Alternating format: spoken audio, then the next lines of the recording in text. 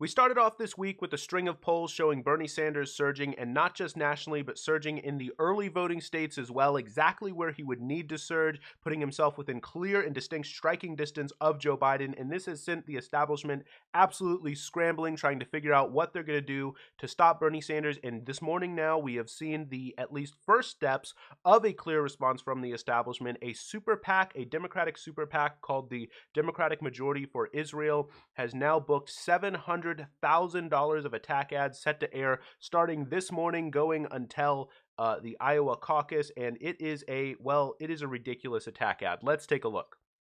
The most important thing is we have to beat Trump. We've seen the damage that Trump and the Republican Congress have done. I doubt if Bernie Sanders can beat Trump.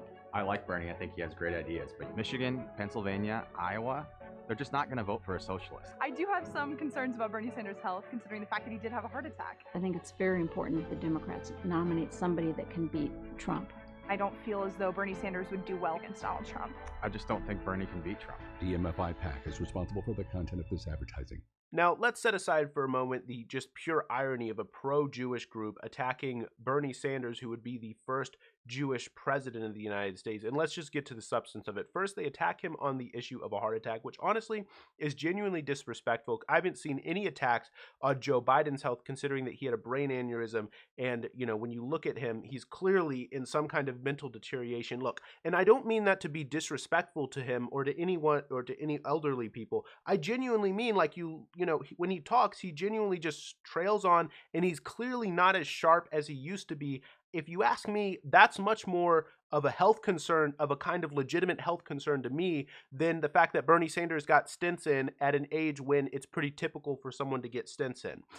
In fact, let me just show you a quick tweet from this is from Ro Khanna about this. For a Democratic super PAC to attack Bernie Sanders' health is beyond the pale of decency. Imagine the outrage of a Democratic group had run an attack ads about FDR's polio. Every presidential candidate must denounce this and call for the ad to be taken down. Now, to be a little bit fair here, FDR was already president in that instance, and he was in the middle of a middle of a war. But in any case, I think the point does stand. It is genuinely disrespectful to attack him in that way. Now, on to the point of electability. I mean, this is just your typical normie, typical naive view of politics, which looks at politics in a super one-dimensional way, where it's where the question is, on the left, how much government intervention do you want into the economy? Markets are assumed to be natural. The question of whether or not markets could be an institution are not even legitimate questions on this one-dimensional view of politics.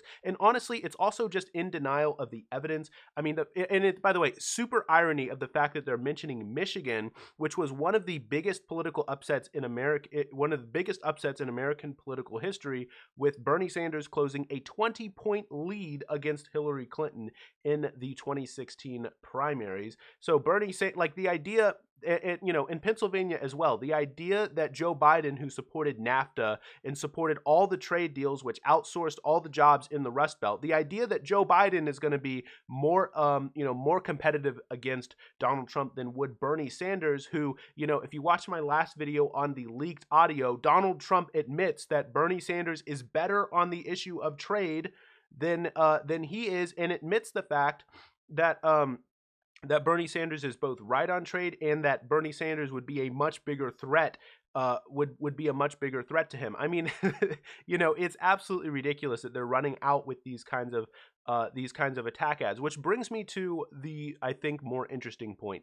Is this going to work? Is this going to be an effective attack ad? Well, there's a few reasons to doubt it, not the least of which is, it's obviously going to motivate a lot of Sanders supporters to go out and vote, and it's going to motivate a number of Sanders supporters to go out and donate. In fact, Bernie Sanders last night just put out a response, because I guess he heard that this attack ad was coming. In fact, there were rumors swirling around DC that this ad and possibly a few others in the coming days were coming. So Bernie Sanders put out a kind of preemptive video onto his Twitter. Let me show you a clip of Bernie Sanders' response. It is no secret that our campaign is taking on the political establishment and the big money interests, who are now running negative ads against us in Iowa. The billionaire class is getting nervous, and they should. Under our administration, there will be real campaign finance reform. so that billionaires will not be able to buy elections as they're trying to do right now. Under our administration, the wealthy and the powerful will begin paying their fair share of taxes. The drug companies will no longer rip off the American people. The fossil fuel industry will not continue destroying our planet. And healthcare will become a human right, not a means for insurance companies to make billions. The big money interests can run all the negative ads they want, but it's not going to work. The people in Iowa and across America are sick and tired of status quo politics, and they want a government that will work for all of us, not just wealthy campaign contributors. Our opponents may have endless amounts of money, but we have the people, and our grassroots movement will prevail. And look, Bernie Sanders' analysis here is absolutely correct. This is about moneyed interests trying to stop Bernie Sanders. This is about the establishment trying to stop him, trying to stop Bernie Sanders from winning. But I mentioned that I wanted to talk about whether or not this is going to ultimately be effective. And I don't think so because, again, this is going to motivate a lot of Sanders supporters to come out and, donate to him and back him. But also, we have to consider one other point. There isn't a clear establishment alternative yet. In the same way against Donald Trump in the 2016 election where there was Marco Rubio, there was, first it was Jeb Bush, then it was Marco Rubio, then they were like Kasich, and then they were like, okay, I guess Cruz, and, there wasn't really any kind of clear and distinct establishment alternative to defeat Donald Trump, and so Donald Trump was able to win with only like 30 or something percent of the vote, and then, eventually it became kind of a snowball effect, and Donald Trump was able to, absolutely pummel everybody. And when you look at this Democratic election, it's essentially the same situation, right? You have Joe Biden, you have Pete Buttigieg, you have Amy Klobuchar, and in many respects, you have Elizabeth Warren as well, who is taking in a lot of establishment votes, especially when you consider the fact that in recent months, really what you can see as attributing to Bernie Sanders' rise, what Bernie Sanders' surge, is he's really now starting to consolidate the liberal base, the liberal side of things, and that's really where a lot of Elizabeth Warren's support went, right? The more establishment side, who had been backing Elizabeth Warren previously, in many respects is still backing Elizabeth Warren. Initially, when you looked at the polls a few months ago, back in the fall when Elizabeth Warren was doing really well, Elizabeth Warren was actually beating Bernie Sanders in terms of voters who had voted for Bernie Sanders last time around. Now that is flipped, and Bernie Sanders is absolutely killing her in terms of those numbers. In Iowa alone, previously Bernie Sanders in the fall, Bernie Sanders had only about 28 to 29% of the vote in terms of people who had voted for him last time around, and Elizabeth Warren had more. Now Bernie Sanders is consolidating that, and recent polls are showing Bernie Sanders has about 44 to almost about 50% of people who caucused for him last time are now saying that they are going to caucus for him again. So Bernie Sanders' lead in terms of really where his surge is coming from is really him now consolidating that liberal base, consolidating that group of people on the left in terms of the party, largely away from Elizabeth Warren. And so Elizabeth Warren's support now really is a lot more establishment than it was even just a few months ago. So that's one really important thing to consider. And so the interesting question is, who's the establishment really going to back? So you can launch this attack ad against Bernie Sanders. Okay, whatever, obviously I don't like that, but you're doing it and it's okay. But the question is, who does that mean you're going to go out and caucus for? Because since it's a negative attack ad, the aim is actually to suppress votes for Bernie Sanders. Is that really going to happen?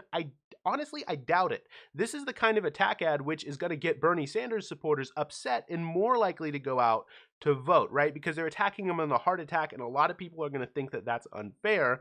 Whereas, if it motivates other people to go out and caucus against Bernie Sanders, some of the older voters, those votes are going to be split, again, between the various establishment groups. So it's not particularly clear that a negative attack ad against Bernie Sanders is going to be super effective. Now, it might do a decent, or, it might do a little bit to Bernie Sanders' favorable ratings, his negative favorable ratings. We have seen in the most recent Morning Consult poll, Bernie Sanders' favorability has slipped back a little bit, about 1 or 2 points from where it was a few weeks ago. But Bernie Sanders' overall approval rating, favorable ratings, is still at the top of the field. So it's not like he's unfavorable, but he has taken a few steps back from a lot of the relentless attacks. But that doesn't mean that fewer people are saying that they're going to vote for him. In fact, the unfavorable ratings are really increasing among people who weren't going to vote for him anyway.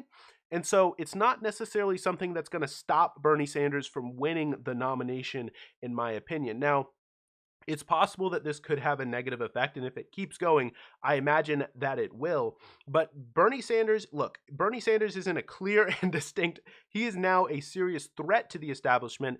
I've said it before on this channel, in the past cycle, since they've had the states voting in this order, any candidate from both Republicans and Democrats who have won Iowa and New Hampshire has gone on to win the nomination. Now, to be fair, that has only happened 4 times. There's only been 4 instances of a candidate winning Iowa and New Hampshire. Now, for instance, in the case of Bill Clinton, he didn't win either Iowa or New Hampshire, but managed to still win the nomination. But that was because different people won Iowa and won New Hampshire. If Bernie Sanders manages to win both of those states, he very well may win. The problem, of course, could be if Pete Buttigieg wins Iowa and then say Bernie Sanders wins New Hampshire, then, it's not clear who has the momentum, and Joe Biden very well may carry it, because there are a lot of states, especially in the Southeast, where Joe Biden is ahead. And, and it's like, you obviously, we want to stop that. We want to have Bernie Sanders really surge into first place. But,